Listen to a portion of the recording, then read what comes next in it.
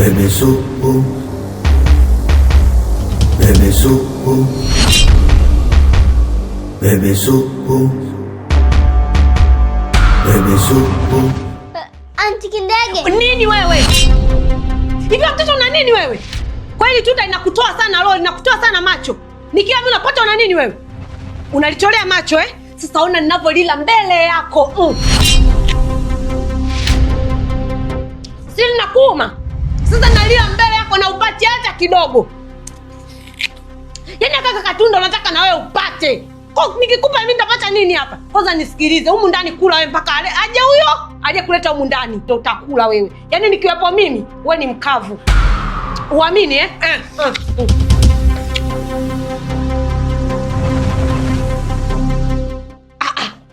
Yaani bado unanitolea macho, nimefanya Nimekwambia hapa uli chochote, dada uli.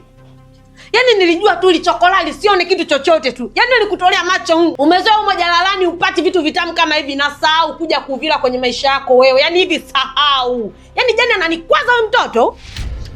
Lakini Anti Kindege, wewe unaongea nini wewe? Afu Kindege, mbona anakuingilia huyu mtoto? Yaani jeni hili litoto mimi natamani hata nilinyonge, nilikamate, niliwe. Yaani hili tunda tu namtoa imani. Dada, ulambi chochote uniamini? Au uamini ninachokiongea?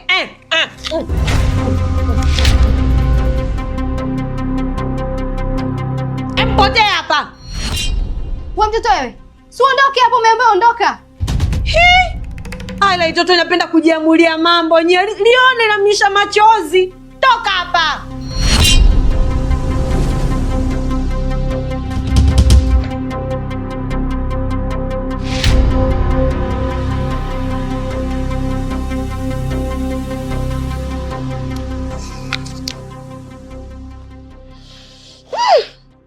Ila kusema kweli Jeni, katika siku umejua kunikosha. Yaani umenikuna penyewe ni leo. Unajua maepo nayapenda sana. Yaani kwa ninavyoyapenda haya matunda, ninavyolipenda epo mimi.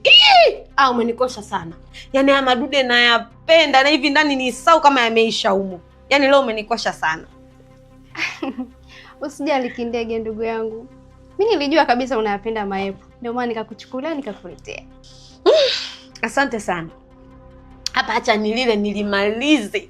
Hata sikukaribisha, yaani hata sikupi hata kipande. Wewe kula tu. Naona ulikuwa umelimisi. Naona una enjoy sana.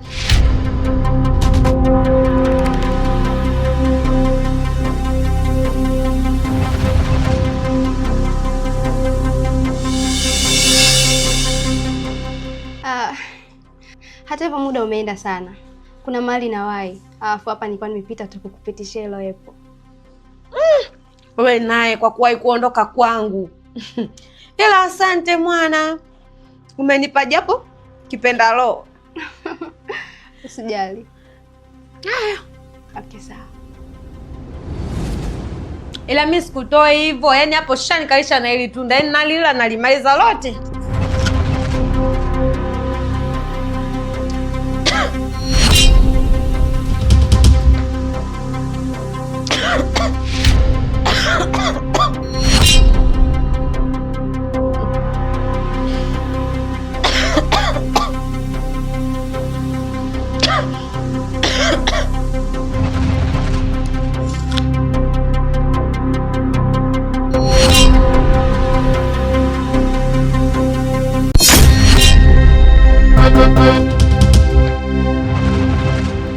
Jeni, naomba unipe mrejesho kule nilikokutuma.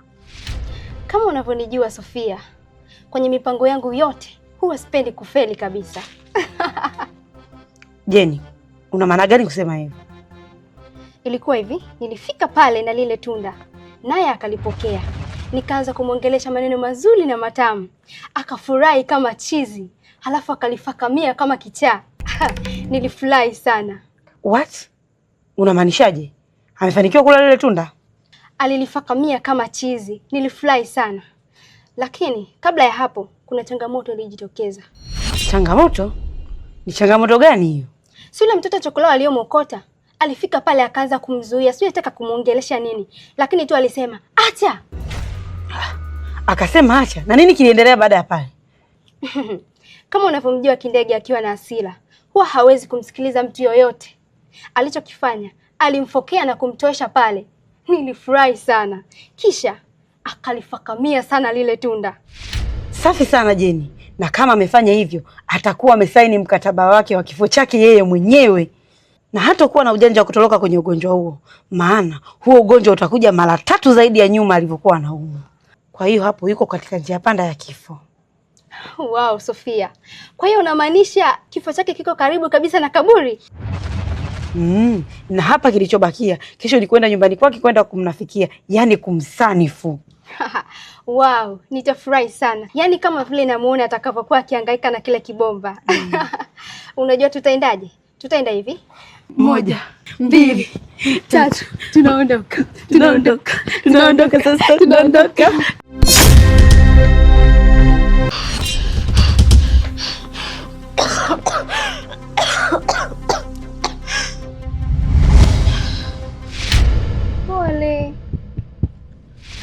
Pole sana Kindege, najua unateseka, ila pole na ugonjwa wako. Asanteni sana, lakini mimi hata sielewi mwenyewe, sielewi imekuwaje. Mimi nilipona. Kindege, hiyo hali unatakiwa kuizoea. Huo ndo ugonjwa wako tayari. Kwa hiyo unachotakiwa kufanya hapo ni kuhangaika tu nacho kidude. Ilicho ndo uhai wako kwa sasa. Sawa, seti Jeni? Ndio. Da Sophie, yaani kusema kweli mimi nishaanza kusahau kama na ugonjwa kama huu. Yaani sielewi imekuwaje, bila shangaa limejirudia tena. Kindege, yaani unajua umenishangaza ndugu yangu. Wewe ulisema umepona kabisa, sasa ilikuwaje? Jani, ni kweli mimi nilikuwa sawa, yaani mimi nilisahau. Lakini jana ile umetoka tu haijachukua hata dakika 2, bila shangaa limejirudia tena, mimi sijui. Mimi nilisahau kabisa kwamba kuna hiki kidude, mimi nilikuwa nimesahau. Basi usilie sasa, usilie sana. Kindege, hakikisha hicho kidude unakiweka sehemu salama. Asante Sophie.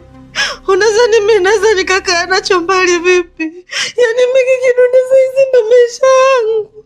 Yaani kindo uhai wangu kwa saizi, ndo unadhani nitakiweka mbali na msaada mwingine upi? Mimi sielewi ndugu zangu, mimi nilipona. Napata na nini tena mimi, nini kimenikuta? Yaani jamani Kindege, mpaka nakuonea huruma.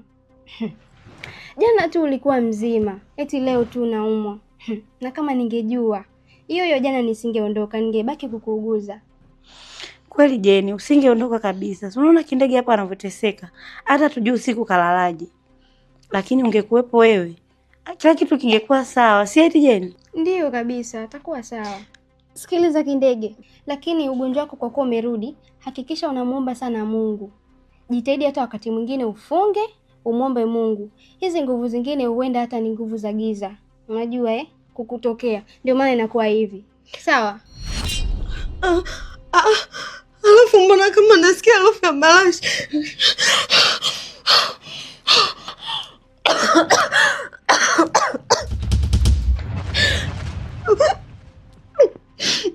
Jeni, mnakuja mnajipulizia marashi, mimi mnazidi kuniumiza. Ndiyo Kindege, sisi wenyewe hatukujua kama umesharudiwa na hali yako. Tungejua hata tusingejipulizia. Tusamee tu kwa hilo. Na kitu kingine, tumekaa muda mrefu hapa, lakini tutaendelea kuja kukuona na kukuguza. Ila kwa sasa tunaomba tuende nyumbani, tukaendelee na majukumu mengine. Da Sophie, Jeni, asanteni pia kwa kujali. Usijali Kindege, sisi ni familia, lazima tuwe hapa kila siku. Kila utakapohitaji sisi lazima tuwepo. Na sisi tatizo lako linatugusa sana. Yaani linatugusa sana, lazima sisi tuwe karibu na wewe. Asanteni Da Sophie, sina cha kulipa. Asanteni kwa kuwa mmekuja kuniona, asanteni. Basi si ngoja twende. Basi uwe makini basi. Hakikisha unakihifadhi hicho kidude. Sawa?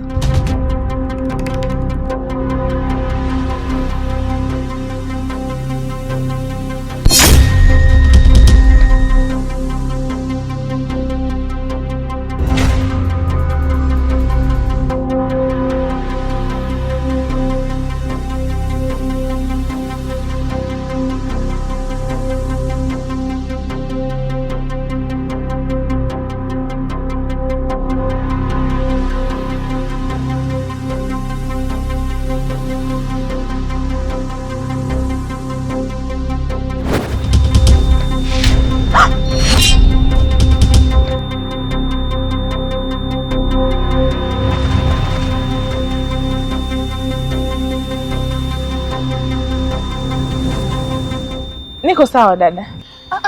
Uko sawa? Niko sawa, niachie tu. Una uhakika kabisa? Basi sawa. Wewe uko sawa bwana wewe? Dada, wewe inaonekana hauko sawa kabisa. Samani, kwani ulikuwa unatoka wapi? Nilikuwa natoka huku juu. Da, pole sana. Vipi lakini, kwani unasumbuliwa na nini?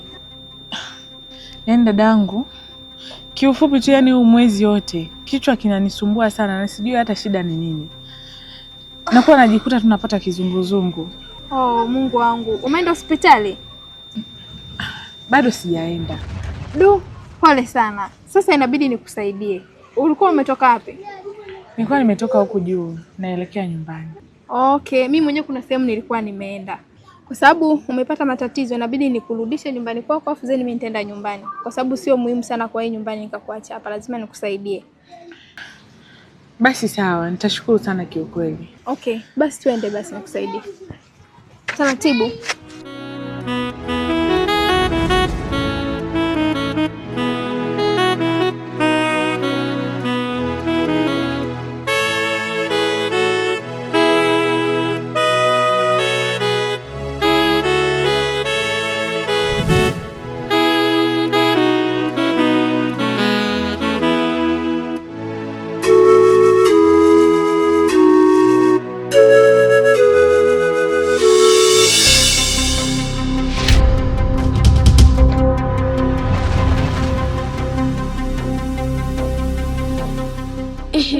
Maskini Ntikindege angenisikiliza ayo tasingemkuta, lakini hakutaka kunisikiliza katu, ila sijachelewa. Pale alipolala nadhani naweza kumsaidia. Ngoja niwahi kabla mtu yote hajaingia ili niweze kumsaidia. Nenda Baby Soup, unaweza kumsaidia.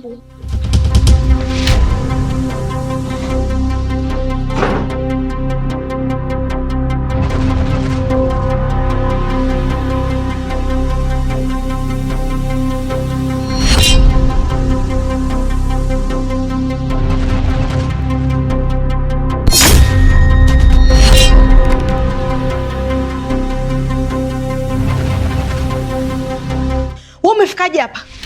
Na umekuja kufanya nini polala mimi? Aha, nishajua. Kwa nini yako unyang'anye tena hiki, si ndio? Ni yako ondoke na hiki kidude ili uniue sasa. Yaani umefly hali imenirudia tena, unataka uniue kabisa, unyang'anye kidude. Uko unafanya nini hapa? Wewe ni mchawi. Umekuja ni yako uniue. Unajua nimelala. Kwa nini yako uondoke na hiki kidude uniue kabisa mimi nife. Yaani umefly kuona kabisa hali yangu imerudi tena. Umeona bado napumua kinanisaidia, unataka uondoke nacho. Unataka uniue sasa. Kwa nini singeshtuka hapo ungekichukua hiki? Mawazo yako ulijua nimelala, si ndio? Kwa taarifa yako mimi sikulala. Mume wangu! Mume wangu! Mume wangu! Mume wangu! Mama, kuna nini? Wewe baba yako yuko wapi? Baba yupo. Sikia Imelda, njoo kae hapa. Njoo kae hapa. Imelda, huyu mtoto anataka kuniua mamako. Ameona anapumua, inaona haitoshi, anataka nyang'anya hiki kidude, anataka niue. Kama unienda mamako, sawa? Namna potea hapa. Potea. Imelda, kama uniangalie mamako, sawa?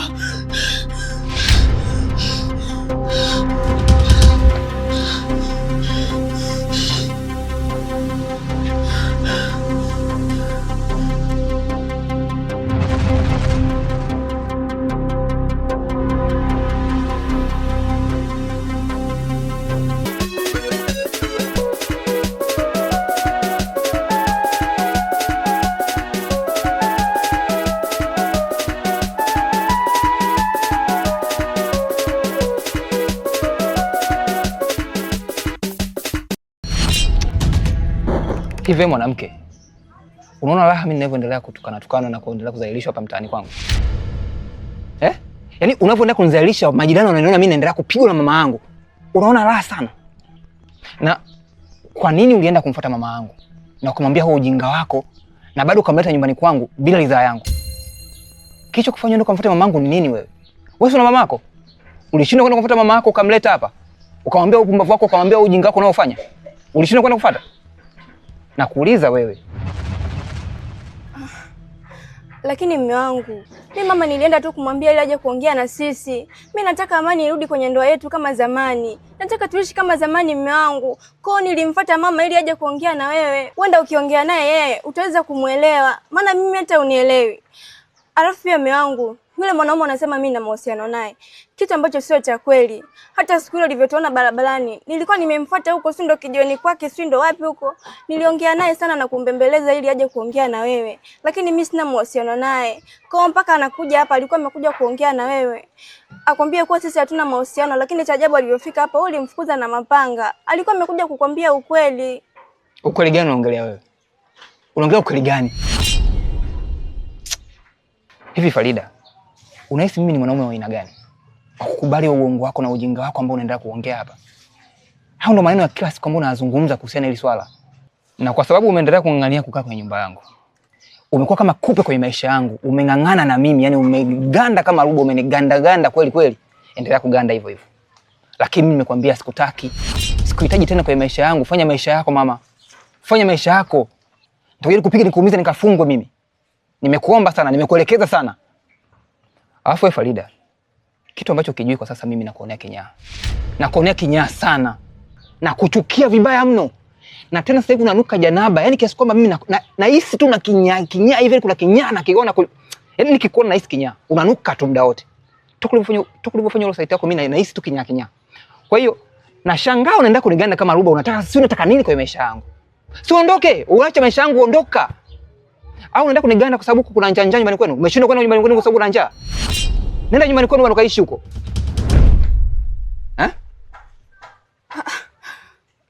Mume wangu, sasa ndo maneno gani ya kuniambia mke wako? Kama umenichoka si uniambie tu kwamba mimi nimekuchoka, ondoka nyumbani kwangu, nenda nyumbani kwenu. Ndo maneno gani sasa unaniambia mke wako makali hivyo? Ndio nimekuchoka. Nimekuchoka kabisa. Sikuhitaji tena kwa maisha yangu. Sikutaki wewe mwanamke, sikutaki. Ungekuwa na uwezo kusikia na kuelewa. Mpaka muda huu ungekuwa umeshaondoka kwa maisha yangu. Uende kwa kwenu au ukafanye maisha yako mengine nje na hapa. Wewe umeendelea kung'ang'ania kukaa hapa. Sasa endelea kukaa hapa. Baki nyumbani kwangu. Sawa? Endelea kubaki nyumbani kwangu. Lakini nikwambie kitu kimoja. Mimi ni mwanaume na na maamuzi ya kiume. Kwa hiyo kuanzia sasa hivi nitafanya mambo yangu kama mwanaume. Chochote ninachokifanya sitaki maswali yoyote. Nitakuwa napeleka maisha yangu kama mwanaume. Na ikitokea kuna jambo lote nikalifanya, sitaki swali lolote kutoka kwako. Sitaki niulize chochote kuhusu maisha ambayo nitaendelea kuyafanya kuanzia sasa hivi. Ishi humu ndani kama unavyotaka. Lakini weka kichwani hiyo. Ishi kwa hizo sheria ndogo ndogo ambazo zinaendelea kukubeba. Si unameng'ang'ania hizo sheria? Unakwepa njaa nyumbani kwenu? Unataka ukae kwenye maisha yangu, endelea kukaa. Lakini kuanzia sasa hivi sitaki swali lolote. Usiniulize chochote wewe mwanamke, nakwambia.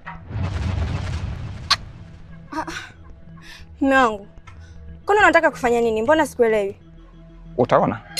Utaona kwa macho yako. Sio macho mawili yanafanya kazi. Utajionea mwenyewe. Utaona nakwambia. Shenzi wewe.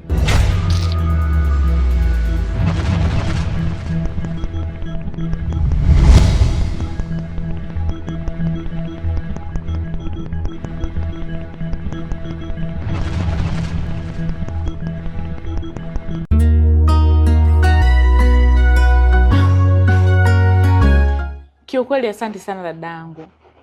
Yaani usingetokea wewe sijui hata ingekuwaje pale. Usijali. Mbona hilo ni swala la kawaida tu. Hiyo yote ni mipango ya Mwenyezi Mungu. Unaweza ukasema hivyo, lakini sio kila binadamu anaweza kufanya kama wewe ulivyofanya. Yaani sio rahisi kabisa mwanadamu kutoa msaada tu kama ulivyotoa wewe kwa mtu ambaye hatamfahamu. Anaweza akakuona hapo umeanguka na unahitaji msaada, una maumivu na akakupita bila kujali chochote kuhusu wewe. Kwa hiyo kiukweli ulichokifanya ni ubinadamu mkubwa sana. Kwa asante. Usijali. Hilo ni swala la kawaida. Unajua sisi ni binadamu Lazima tusaidizane, ambapo mtu akiwa anahitaji msaada ni lazima umpatie msaada. Okay. Kiufupi tu niseme nashukuru sana. Na ulisema ulikuwa unatoka huko. Samahani. Ulikuwa unatoka sehemu gani? Na ulikuwa umeenda kufanya nini? Mimi nilikuwa nimetoka kutafuta kazi. Kazi? Kazi gani hiyo? Na ni sehemu gani hiyo? Mimi nilikuwa nimeenda kutafuta kazi. Yaani kiufupi natafuta kazi ya aina yoyote tu ili mradi iweze kunipatia kipato ambacho kitakizi mahitaji yangu mimi pamoja na familia yangu. Oh. Okay. Sawa. Kwani vipi kuhusu elimu yako? Mimi sijasoma sana. Elimu yangu mimi ni ya form 4. Okay. Kumbe kidato cha 4? Yeah. Ni vizuri. Vipi lakini? Hapo kabla ulikuwa unafanya kazi? Ndiyo. Mimi kazi nilikuwa nafanya. Nilikuwa nafanya kazi pale mbele kwa kuna kiwanda cha Mchina cha maplastiki. Lakini kwa bahati mbaya kilifungwa. Kwa hiyo kilipofungwa nimekaa muda mrefu sifanyi kazi. Afu nyumbani kwetu maisha ni magumu. Mama yangu pale yupo ni mgonjwa. Yaani kwa maisha yetu yanahitaji pesa, tena pesa nyingi sana. Kwa sasa hivi yani hatuna pesa, maisha yetu ni magumu na ndio maana nahangaika sana kutafuta kazi. Oh, maskini. Pole sana kwa kipindi ambacho unakipitia. Kiukweli ni kipindi kigumu sana. Sema ningekuwa na kazi, ningekupatia. Sema hata mimi sina hata siku nyingi kama nilivyokuambia hapa. Nimehamia tu juzi. Kwa hiyo hakuna mtu yoyote ambaye nafahamiana naye labda naweza nikamuulizia kuhusu kazi na akanipa mrejesho ambao uko vizuri, ambao una matokeo mazuri. Sema kwa kuwa umeshasema, ngoja nitajaribu kukupambania. Kama nikipata kazi, nitakwambia. Kazi yoyote ile ambayo itakuwa inaingiza pesa vizuri. Kiukweli nashukuru sana dada yangu. Na Mungu akusaidie tuweze kunifanikishia kwa sababu yani kiukweli nimehangaika, yani nimetafuta kwa muda mrefu. Kwa hiyo ukinisaidia itakuwa ni jambo zuri sana. Basi sawa. Kikubwa tu tumeshafahamiana. Hilo hata halina shida. Na nitaka nisahau kitu kimoja. Hivi unaitwa nani vile? Mimi naitwa Leticia. Oh, wow. Jina zuri kama wewe ulivyo, maskini wa Mungu. Asante. Wewe unaitwa nani? Mimi naitwa Janeti. Wow, jina lako zuri kama ulivyo wewe. Haya bana. Kikubwa tu hapa kinachotakiwa, inatakiwa niachie namba yako ya simu ili nikipata mchongo wowote wa kuhusu kazi ili nikujulishe na iwe rahisi kwa sisi kuwasiliana. Basi sawa.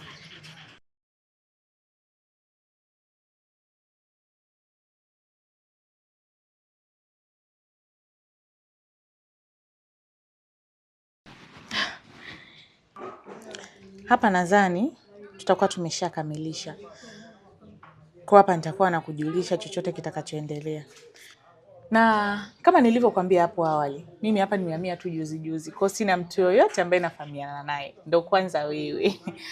Kwa kikubwa ni kukaribisha tu hapa nyumbani kwangu. Utakuwa unakuja maybe ukiwa umeboeka, huna kazi, umemaliza kazi zote za nyumbani, unahitaji kutembea, unataka kupiga story na mtu. Kwa hiyo unakaribishwa hapa tu, tunakuja tunapoteza time angalau nikiwa bado sijaanza kazi. Asante sana. Janeti, mimi ningependa nikukaribishe nyumbani kwetu. Karibu sana uje ukaone kwetu. Basi sawa Leticia, mimi nitakaribia nyumbani kwenu. Basi sawa, naomba mimi niwahi nyumbani kusudi nikamwangalie na mama yangu maana muda mrefu sipo nyumbani. Basi sawa, mimi nikutakie safari njema. Fike salama na ukamsalimie mama. Okay, kwaheri.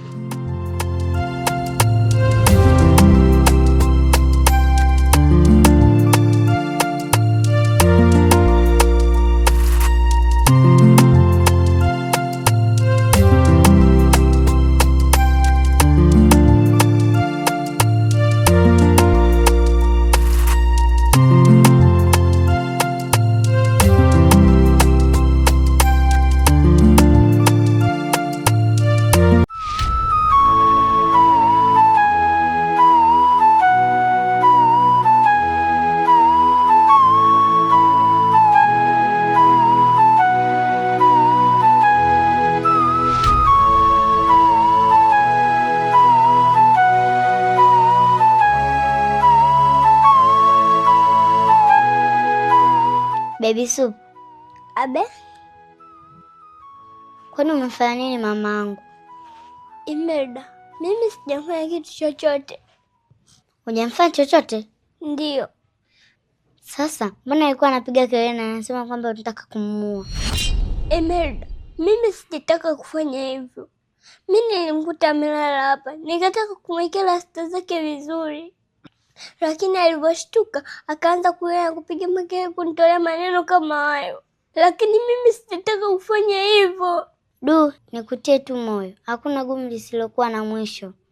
Usichoka kuvumilia, kila kitu kitakuwa sawa. Baby Supu, unajua mara ya kwanza nilipokuona nilihisi wewe ni mtoto mbaya sana, lakini nimegundua kuwa wewe ni mtoto mzuri sana. Na mimi tu nikutie moyo, kuwa mvumilivu, na kila kitu chenye mwanzo huwa hakikosi mwisho, sawa? Asante sana Imelda. Mimi nikuage, tunaenda ndani kujisomea, sawa? Ndio hivyo Imelda. Basi sawa, lakini uache kulia sasa. Hebu futa machozi. Sawa, nitafuta.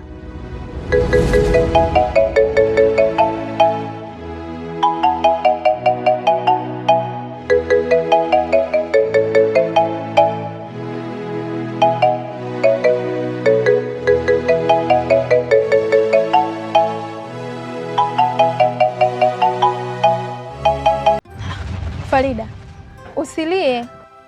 Kwani mume wako yeye amesemaje? Leticia, mume wangu anadai tu anipe talaka. Yeye muda wote anazungumzia tu talaka, si amenichoka, anataka kuachana na mimi. Hivi ni mwanaume gani yeye asiyeelewa? Lakini alafu dada, mimi nahisi hata matatizo yote anayataka yeye, kwa sababu mimi kila siku naongea neno moja tu, hataki kunisikiliza, hataki hata kunipa nafasi kidogo tu nikamwambia ukweli yote, hataki kabisa kunisikiliza. Kwa nini? Lakini yeye ni mwanaume gani sasa asiyeelewa? Farida, kwanza huko ulikofika umefika mbali sana. Usianze kumfikiria mume wako vibaya. Unajua tukio lako ambalo limetokea ni tukio kubwa sana na ni zito. Hakuna mtu yoyote ambaye anaweza kaliona vile na kalichukulia kiurahisi. Kwa sababu hata kama ungekuwa ni wewe, usingemuelewa kirahisi. Lakini hata hivyo hujawahi kumkosea mume wako. Inabidi tu akusikilize ili kusudi mambo yaishi. Kwa sababu hata kama ungekuwa unadanganya, usingekumbuka sentensi zile zile siku zote hizo. Halafu kitu kingine, Farida, mimi nilikwambia umwambie mama. Lakini cha ajabu wewe ulienda kumwambia mama yake. Wewe ungebidi umwambie mama yetu, kwa sababu mama yeye ndio ana uchungu na wewe. Unapoenda kumwambia mama yake unafikiri atakusaidia nini? Bora mama yetu akaenda kuongea naye, huenda anaweza kumuelewa na kila kitu kikawa sawa. Lakini yule ni mama yake, hata kama atakuwa pale mbele yetu atasema amemshauri atafanyaje, hata kama likikata atalifanyaje. Lakini mama yetu huenda anaweza kumuonea hata aibu. Na pia tukimwambia mama, inakuwa ni vizuri hata yule msaada wake ambao anashindwa kutusaidia kwa sasa. Mama inabidi ajue ni kwa sababu gani hataki kutusaidia. Lakini hivi tunasema amesema sio hana hela, mama sio nini, mama anashindwa kutuelewa, anaweza kusema sisi ni waongo. Bora tumwambie mama yetu Farida. Lakini dada, hali ya mama hata yeye mwenyewe unaijua. Unaijua kabisa hali ya mama, na isitoshe mama anajivunia sana mimi kuolewa. Unadhani tukienda kumwambia sasa hivi ndoa yangu ina migogoro, si mume wangu anataka nipe talaka, mama tutamweka kwenye hali gani? Lakini Farida, mimi najua hali ya mama sio nzuri. Najua mama anaumwa. Lakini kumbuka kadiri ambavyo tutakuwa tunaendelea kumficha, siku ukipata matatizo ndo hali yake itakuwa mbaya kabisa. Ni bora tumwambie mapema. Kwa sababu kuna siku mtu anaweza hakupiga hakuvunja sehemu. Wewe unahisi mama atajisikiaje? Hiyo taarifa ya kuvunjika akishaipata, si ndo kabisa mama yetu atafariki. Bora tumwambie mapema, amuite mjomba au hata na mama yake huyo na huyo shemeji, wakae chini wazungumzane, atawaelewa kwa sababu wale ni watu wazima. Sisi ni watoto Farida, hatuwezi kuongoza mambo ya ndoa. Kwa mfano kama mimi sijui chochote kuhusiana na ndoa, lakini wale ni wazazi, bora tuwashirikishe Farida. Sawa? Basi sawa dada. Lakini vipi, umeshapata kazi? Farida, mimi kazi bado sijapata. Yaani hili swala la kazi linanichanganya, na kila nikijaribu kufikiria kazi natoka hadi kwenye mudi. Kwa sababu nimeshahangaika, yani mpaka inafikia muda natamani kukata tamaa, lakini kila nikiangalia hali ya nyumbani inabidi tu niendelee kuforce. Lakini kuna mtu nilizungumza naye na akaniambia nisubirie hizi siku 2-3 watanipatia majibu. Nadhani kule naweza nikapata kazi. Na nikipata kazi, ile kazi sio mbaya sana. Nadhani tutaweza kuishi vizuri pale nyumbani. Na kitu kingine, mume wako akishindwa kabisa kukuelewa, unaweza tu kaachana naye, kwa sababu hata hivyo mwanaume sio peke yake. Afu wewe sio kwamba umezeeka sana au wewe ni mkubwa sana ili tutashindwa kupata mwanaume mwingine. Unamwacha na ukoloni wake. Sawa. Lakini dada, una uhakika kabisa tumwambie mama? Ndio. Inabidi tumwambie mama. Tena inabidi tumwambie leo hata tusipoteze muda. Sawa, hamna shida. Basi sawa mdogo wangu. Na kitu kingine, pole sana. Usikae unalialia kama hivyo. Haya machozi yako ni ya thamani sana kwetu. Sawa mama. Sawa.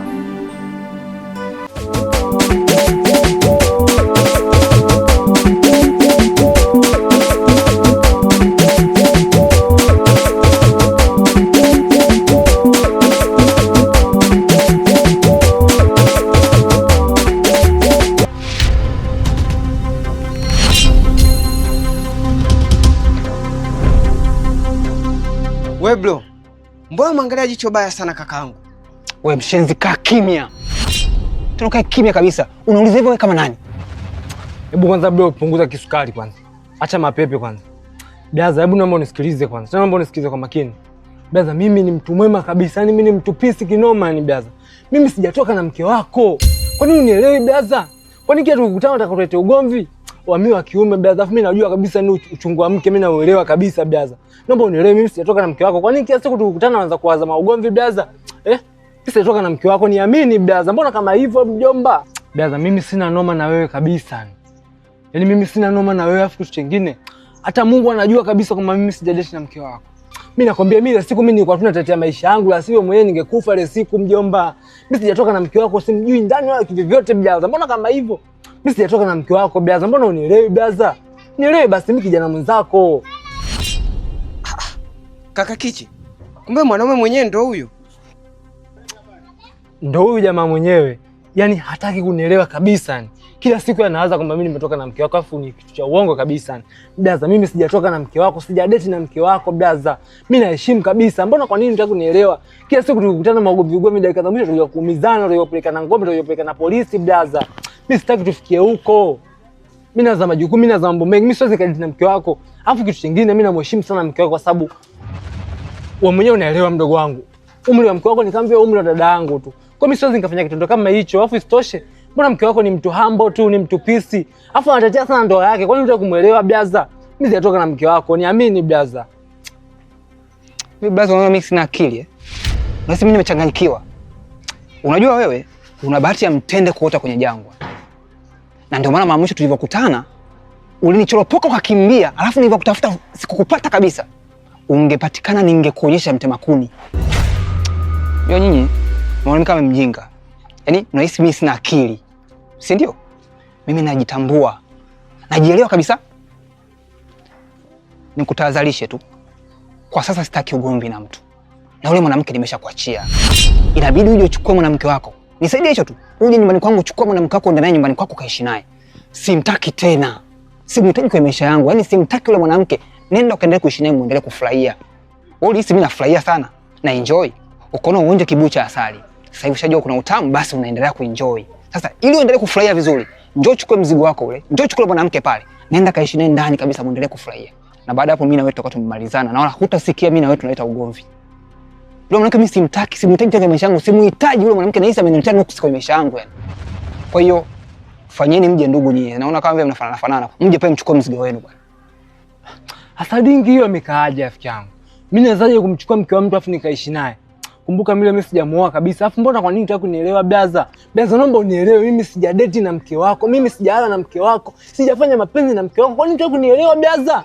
Mimi siwezi mimi nikamchukua mwanamke nikaishi naye. Naishi naye vipi sasa? Sijamuoa yule. Mimi sijadeti naye. Naomba unielewe blaza. Au mpaka mimi nifanye nini? Shahidi Mungu au unataka mpaka mimi nifanye nini blaza? Mimi sijadeti naye blaza, yani kivyote. Mungu shahidi blaza. Oh blaza. Wallahi billahi mimi sijadeti na mke wako blaza. Amini, yani niamini blaza, niamini blaza. Mimi na uuni wangu blaza, mimi nisingizie kesi nyingine, unaweza kanisingizia nikakubali. Lakini mimi siwezi mimi nikawa na kesi ya kulala na mke wa mtu. Mimi najua uchungu wa kuishi na mke wa mtu blaza. Mimi sijadeti na mke wa mtu. Mbona nipamba kesi nyingine ambayo mimi sijajui blaza? Mimi mtoto wa kiume afu mimi naujua uchungu wa mke, mimi naujua blaza. Umepoteza muda umeishi naye. Muamini mke wako hata time moja. Mimi sijadeti na mke wako blaza. Wewe mzee, kipi unatembea na mke wangu? Ulikuwa kama mke wa mtu ni sumu. Usitaki kunipandishia kisukari mzee. Mimi najitambua. Ukinipandishia kisukari hapa tutakuja kugombana, yani na hiyo kesi haitakuja kuamliwa na mtu yoyote. Kwa hiyo cha kufanya ili mambo yaende kwa amani, nyie ndugu wawili, njooni mchukue mzigo wenu pale nyumbani. Mchukue mwanamke wenu mwende mkaishi naye huko nyumbani kwenu, muishi kwa amani. Mniache na maisha yangu kabisa. Wewe mshauri kaka yako, mshauri ndugu yako. Ni mjomba. Dingi. Sema mjomba sana zingua kila siku mwanangu, mimi namuelekeza hata kabisa Blaza, huyu jamaa inaonekana ni mwehu huyu. Akili yake iko sawa. Kwa jinsi nilivyomuona, hayuko sawa blaza. Sikia, tufutike. Tuondoke.